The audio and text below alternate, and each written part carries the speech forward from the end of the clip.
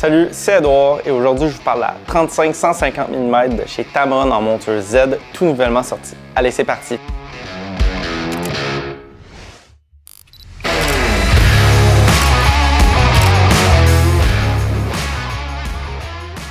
Alors, la 35-150 mm, ouverture 2 à 2.8, il s'agit clairement pour moi d'un des objectifs les plus polyvalents dans la gamme de montures Z pour les Nikon sans miroir. En passant de grand angle à téléobjectif, on va vraiment aller couvrir pratiquement toutes les situations possibles, toutes les conditions difficiles qu'on peut rencontrer. Ça, c'est parfait pour le voyage, la photo de rue et le portrait, évidemment. En plus, avec son ouverture 2 à 2.8, on peut aussi facilement avoir un beau bokeh avec une grande ouverture, mais aussi pouvoir shooter dans des conditions lumineuses plus difficiles, comme par exemple le soir. Alors le voici, en plus d'être super polyvalent, on y trouve la technologie VXD de chez Tamron pour l'autofocus. C'est une technologie qui permet à la fois d'être précis, silencieuse et rapide dans toutes les circonstances. Ça va permettre d'avoir un niveau de détail assez impressionnant sur les images captées avec votre appareil photo. Je pense qu'il est temps d'aller l'essayer ensemble, on va voir de quoi il est capable en situation réelle. Allez, let's go, c'est parti! Je me dirige présentement vers le cœur du 10-30 et j'ai hâte de vous montrer le résultat.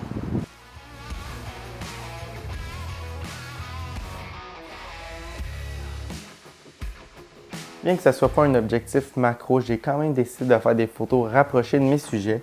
J'ai commencé au 35 mm. On peut voir dans les fleurs vraiment un niveau de détail assez remarquable.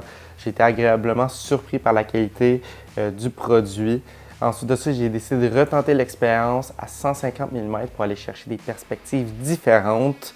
Et encore une fois, un niveau de détail quand même assez impressionnant. J'ai rien à redire à ce sujet-là. Ensuite de ça, j'ai continué à me promener. Je suis allé un petit peu plus loin dans le 10-30 et voici ce que j'ai pris. J'ai fini par tomber sur ce portrait. Je trouvais que la composition était bonne avec le sujet en haut avec la passerelle et les plantes bien centrées. J'ai pris cette photo-là à 85 mm. On peut voir la grande qualité de conception de l'objectif. Ensuite de ça, j'ai continué encore une fois à me promener à la recherche de nouveaux sujets malgré la petite pluie qu'il y a eu durant mon shooting. Après m'être promené un peu partout dans le 10-30, j'ai décidé de prendre des photos pour vraiment vous montrer la polyvalence de l'objectif 35-150 mm de Tamron. Alors j'ai commencé par prendre une photo à 35 mm de la statue centrale du 10-30. Ensuite de ça, j'ai enchaîné avec une photo à 50 mm. Ensuite de ça, à 85 mm. Puis finalement à 150 mm. On peut voir que le décor est complètement différent, l'ambiance de la photo est complètement différente d'une photo à l'autre, comme quoi la focale va vraiment changer beaucoup dans vos photos et à quel point c'est agréable d'avoir toutes ces options-là dans un seul objectif. Ensuite de ça, j'ai enchaîné avec une photo à 35 mm, mais cette fois-ci beaucoup plus rapprochée de la statue centrale du 10-30. Et encore une fois, ça raconte une histoire complètement différente. On a un point de vue différent. Et pour vrai, je ne saurais pas départir quelle de ces photos est ma préférée. Alors, très content de mes essais avec la 35-150 mm de chez Tamron.